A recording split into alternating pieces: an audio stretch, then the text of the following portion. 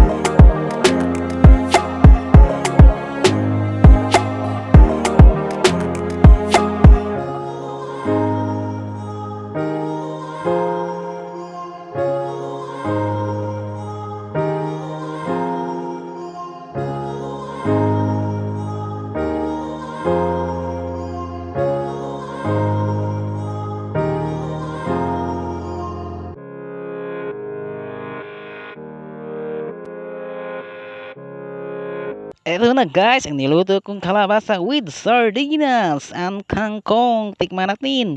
Wow!